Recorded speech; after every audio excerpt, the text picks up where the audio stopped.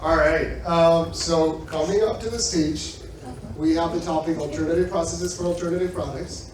We have Annie over here. Annie is the COO at OP Innovatives and co-founder of the hemp brands Overcome and Hemp Mellow. We have Justin Esquivel, president from Green Luster Phytos, and Justin Johnson, founder and CEO of Buzzfeed and co-founder of CMO of Chill Steel Pipes, right? Yep. So guys, welcome and delight us. All right, I'm gonna bring up the energy here, guys. As our friend Andres mentioned, my name is Justin Johnson. I'm the founder of Buzzfeed.com, which is a platform for sharing cannabis-related products and services. I recently launched a product called the Chill Steel Pipe, which is the world's first double-wall vacuum-insulated stainless steel bong. Check it out at chill.store. Joining me today is Justin Esquivel, geneticist and president at Green Luster Phytos, as well as we don't have Ryan joining us today. Annie's standing in. Ryan is having plane troubles like many of our friends, and Annie's with OP Innovates and the creator of a product called Naturia Plus that is used in a lot of different CBD products. So today we're going to be talking about alternative processes for alternative products, how we come about arriving at new products and developing products that our customers want to buy. So I'm going to start real quick. I'm going to start with Annie first. The first question I got for you is, what does your company do, and how did you get started in the cannabis industry? Yeah, so I got started, I'm going to reverse those. I got started in the cannabis space in 2009. I actually was introduced to hemp when I was very young.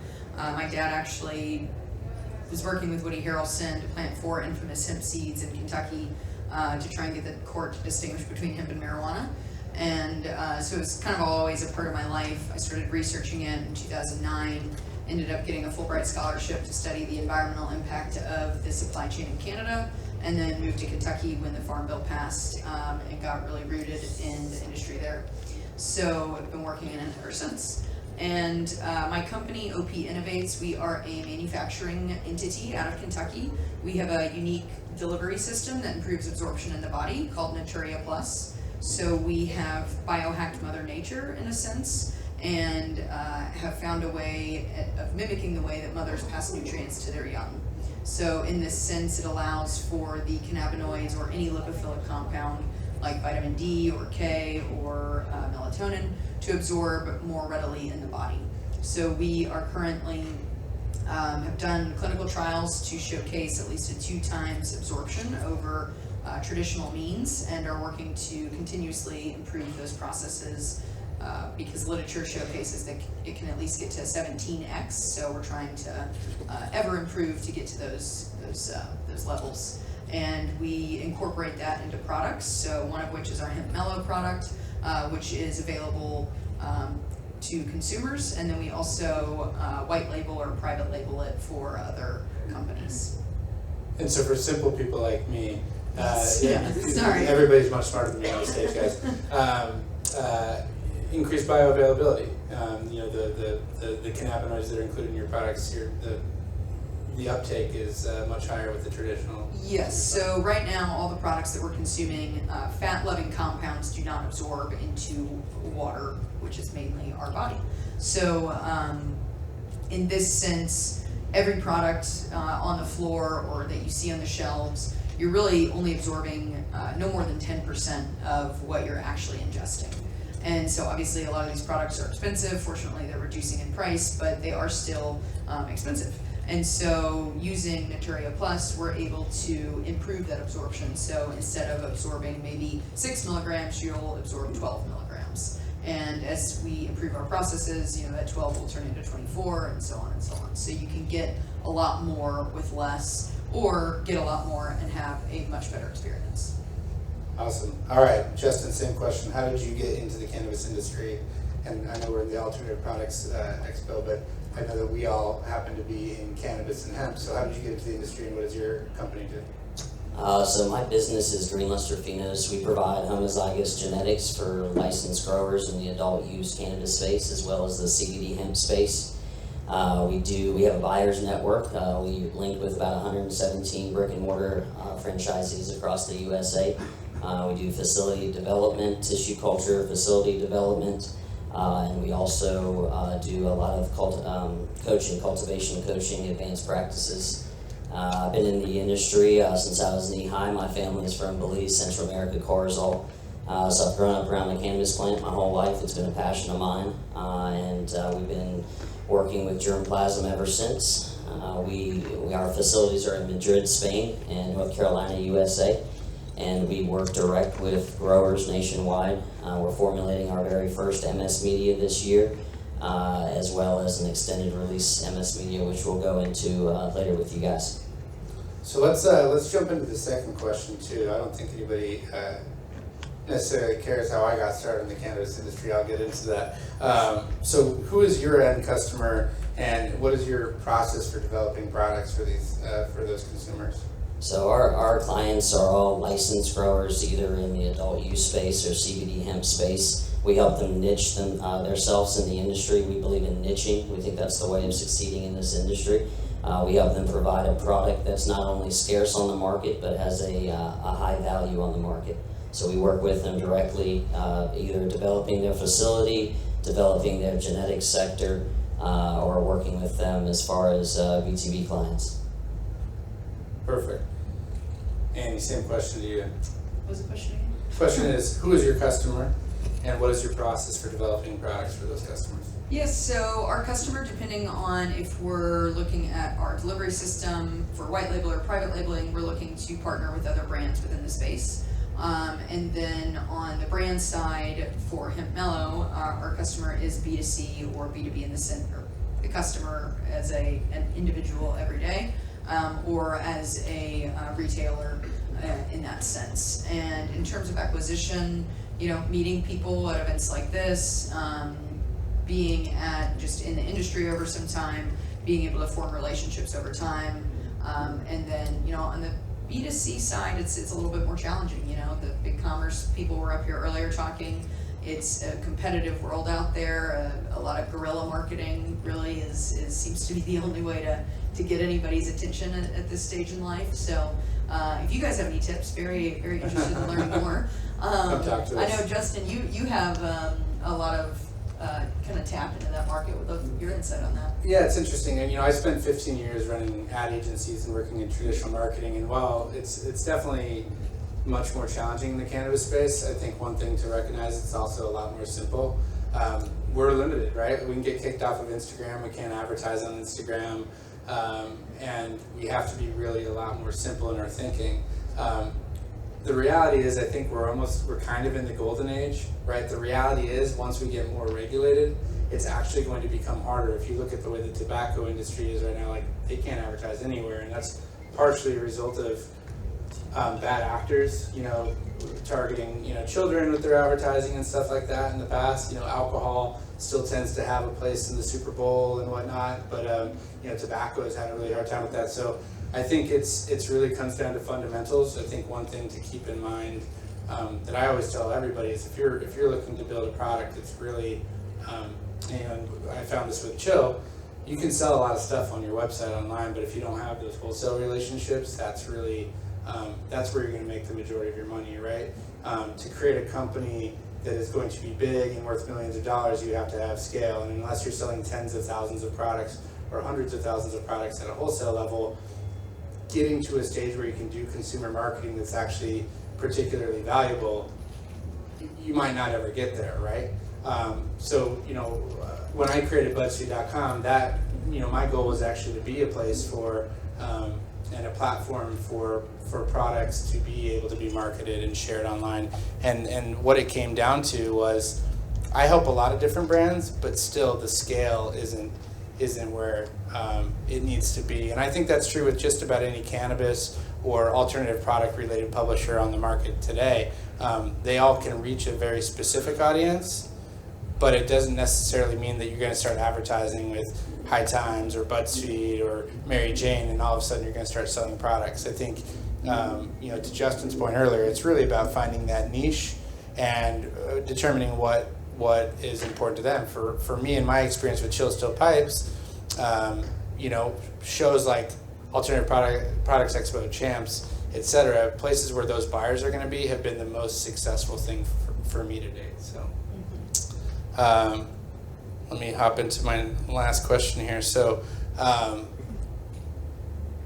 did you have anything to add to that, Justin? No. All right, cool, perfect. All right, so before we open up for some questions, I really want to get an understanding of what the people on this panel's goals are for the year. So if I can start with you, what is one thing you're hoping to accomplish this year, and how are you approaching that challenge? So this is actually my favorite question of the day. So one thing that we've focused on this year is extended release MS media. And for you guys that don't know what MS media is, it's used in tissue culture. It's a way for you to plant seeds, rooted tissues, clones, and you can actually grow them without ever watering, without ever feeding your crop. Now they grow very slowly. So the end of July, we're hoping to get our extended release MS media patented, and essentially what that'll do is it'll drop your operational cost by 50%, and if you have 20 employees on your farmhand, you'll only need about 2 of them to run your operation. The MS media has extended release NPK, so that's why you don't have to feed your crop, and we've also formulated an O2 molecule in the MS media which allows those roots or rhizosphere to really flourish and grow. So essentially you could plant a crop, you could walk away, and 4 months later you can come back and harvest your crop without ever watering or feeding it.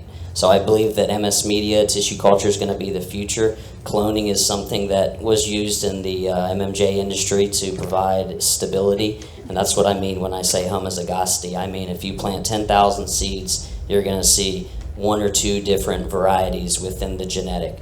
So through MS media, extended release tissue culture, a grower no longer needs 20, 30, 40 employees in their indoor grow or their greenhouse. They'll literally get the liquid MS media, it'll ferment, they'll plant their seed. You can either plant seed directly into it, clone, or tissue. So we're really excited about that, and we'll be launching that at the end of July. So revolutionizing agriculture, that's your plan? Yes, well, yeah, Just that's a right. small task. Just a little thing. Cool. All right, I'm going to hold on to my response to this question here for a second. We're going to see about you, Annie. So what is one thing you're hoping to accomplish this year, and how are you approaching that challenge? Well, we're not going to be revolutionizing agriculture, but just the way you absorb. Just the way that you absorb cannabinoids in the body. I run a website. Yeah. So we actually just got granted our patent. It was a nice little Christmas Eve present to us, and so we will be really hitting the ground running on trying to locate different partners for licensing deals. So that they can utilize that, is particularly in the cannabis space. It makes it a lot difficult to go and just set up a shop and start, getting licenses. It's so expensive. So instead, we're looking very much at the cannabis space to license out our technology so that it can be utilized within products on the shelves. And then in the hemp side, finding different partners to either license or to manufacture for. So those are our big goals within the OP Innovates manufacturing side. Within our brand side, now that COVID is kind of relaxing, we're really looking to start up marketing at different events and really targeting events to have the direct relationship with that customer. The cost of customer acquisition is so high online. It's challenging to compete with everybody else's attention. So being able to capture that person, having a direct conversation eye to eye is really something and a goal that I'm seeking to accomplish this year. Yeah, that's cool. And the B2B relationships, I mean, just so people understand, the product that you've developed, it's, from my experience, I can have a CBD chocolate and I can be feeling pretty good, but introducing that into pure THC products so as well, the interesting, a lot of people in the market are looking for fast onset, fast offset. What Naturia actually does is it's much more, it has a longer link. It lasts longer in the body. So you don't kind of have that kind of like high peak and high fall. Instead, it's a peak and then it extends out, kind of like extended release in a sense. So much synergy. Yes, so much synergy. So, it's very different than what a lot of people experience in the market, and being able to really tap into the THC side of the market and allow that within the medical markets and the recreational markets, it'll be much different experience than people will have or have had. Yeah, it's interesting. Both of your the technologies, I'll call it, the IP that you're both working on, it actually creates a lot of efficiency. In your case, from an agricultural perspective, a lot less need for labor on the farm, the ability to grow plants a little bit more autonomously without as much oversight because it's happening. With yours, you think about how much, 5 milligram THC gummy is always 5 milligrams. Yep. But if you're using something like Deuteria, you might be able to have that same kick with a 2 milligram or Right. something like that. So Yeah, less product going into the end result, which Yeah. should make it more profitable. Yeah, ideally. Ideally. Yeah, but it also is, it helps in those regulated markets where, in Colorado you can only have 10 milligrams of THC per gummy. Well, now you suddenly feel 20. So it has a different impact in that regard as well. Yeah, we should bring samples next time. Cool. Well, so and I'll answer this question because I do want to plug it a little bit. So with Buzzfeed, my goal in the next year, really what I do, and I'll put it out there for anybody who has a cannabis or alternative product in the market, you are able to come to the website, buzzfeed.com, share your product for free. Users vote on all of the content that's being shared, and at the end of the week I do a lot of free promotion for any of the brands that are being shared and are well received by my audience. At the end of the day, people ask me, like, how do I go about making money? And really my goal is, for you to have a positive experience on the site, and long term, if you need additional marketing help or any sort of consulting on the back end, what we are working is trying to help brands solve a lot of these marketing issues and get to market. So we're working with Annie over here with their hemp mellow product. Again, how do we get into distributors? How do we do online marketing? How do we engage influencers to actually help bring their brand to market? And I've done that with Chill Still Pipes, and we're going to be doing that with a bunch of new brands in the space. So my goal in the next year is to have about 10 more brands come on under our belt and allow us to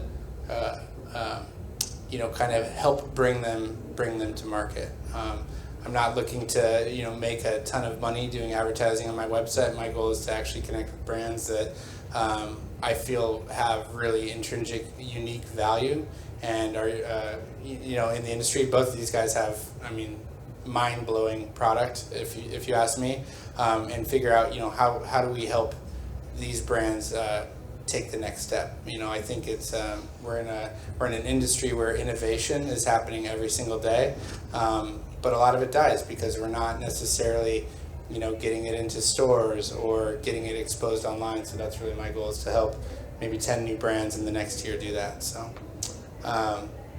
those are really the questions I had for everyone, guys. We have, I think, probably about 10 more minutes max, and I wanted to see if anybody had any other questions.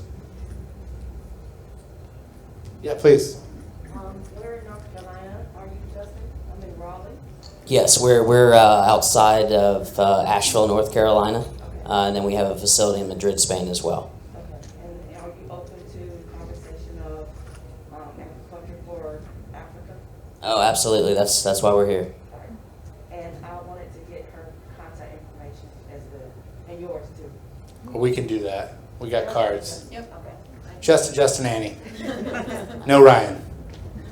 Ryan bailed on us. No, he didn't. He's unfortunate travel circumstances. Any other questions, guys? Ultimately the topic is alternative processes for alternative products. If there's any questions about how these two hyper intelligent people arrived at the creation of their products, we're happy to answer any questions. And otherwise, feel free to catch us on the floor or around the facility. Yes, please. Just, is it MS Media? What is it? MS Media, yeah. So it's used in tissue culture. Are you already doing it in cultivation anywhere in the United States? Yeah, so we actually have a medical rec operation in Seattle, Washington. So they did our first trial, which we experienced a 35% yield decrease. Obviously, that wasn't something we were willing to roll with. So our trials this year, we got a 7% yield decrease, which we're tremendously happy with that. And that's by not adding water or nutrients. No water, no nutrients, simply just running your light schedule, keeping your environment controlled, plug and play. So 7% decrease, but it's without touching the plant. Correct. No effect on the cannabinoids, terpene profile, nothing like that. I don't want to sell it as decreasing your yield. Right. Yeah, you might want to rethink how you guys discuss that. No, but that's incredible. I mean, you know, the labor efficiency had to have been insane on that. Oh, absolutely. Cool. Any And other? You don't have to add more nutrients either, so you're like having a cost savings from the nutrients. Correct, and nutrients, depending on what kind of media you're growing in, whether you're in coco coir, soilless substrates, soil, hydroponics, nutrients as a grower is one of your biggest expenses, especially in this industry.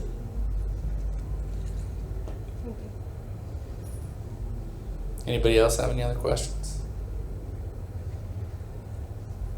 All right. Your Oh, yeah.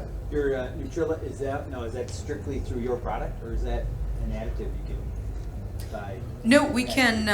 We would work directly with the brand or whomever it is, and incorporate it within their products. If it's in the hemp space, we would prefer to take an extract and then mix it into our powder, and then we can send that powder out. If it's in the cannabis space, licensing it out, but I think we're open to all kinds of different arrangements. That's a good clarification too, right? It comes in a powder, so it's great Yep. for edibles, gummies, maybe a smoothie. Yep. Probably not a clear beverage. No, does not work very well in clear beverages. No, it kind of works in like a warmer beverage. When we say that it's water soluble, it's more about water solubility in the body as opposed to water solubility in a beverage. So great in capsules, edibles, any sort of edible, gummy, mint, tablet. Candy, not so much. Candy's kind of hard to make, but all the other goodies. You're working on it though. Yeah, we're working on it. Yeah, it's just candy it's very heat sensitive, and candy you got to take it up to like 400-degree temperatures, which is just it's hard to maintain the technology at those temperatures. All right. Any other questions? You wanna leave with a closing statement? Yeah, sure. So I would say that niching has been our success in this industry, providing something that's not only unique, but something that's different, something that a company can thrive on. So I would say find your one thing and master it. How about you, Annie? Putting you on the spot. I This think was I a would just say think scheduled heavy question. thoughts. Thinking happy thoughts. Nice. No, that's my website. You can visit for just general information. Mainly a podcast that I started back in 2018. It's got some interesting historical perspective of why cannabis became illegal. Wonderful. And I'll leave everyone with this. I think one thing to keep in mind is that this industry has always been about community. And, that is, for me, at least the most important thing. There's a lot that we can do, especially in an industry where we're limited by everything from the government to mainstream advertisers. Figure out who you can collaborate with, figure out who your partners are. For anyone in this room, I'm always here to help through my website or my personal network. And I encourage everybody to kind of operate with that same mentality. The success that we've had with the Chill would not be possible without the network that I built with Buzzfeed prior to that. And I'm really excited to see where this industry goes in the next couple of years because you can already see it out there. The camaraderie is really great, and it's not like anything that I've experienced in any other industry. So, focus on that, try to help each other, and let's elevate the entire industry together. It's great advice. Cheers. All right. 5 minutes early. All right, guys, thank you very much for joining us today.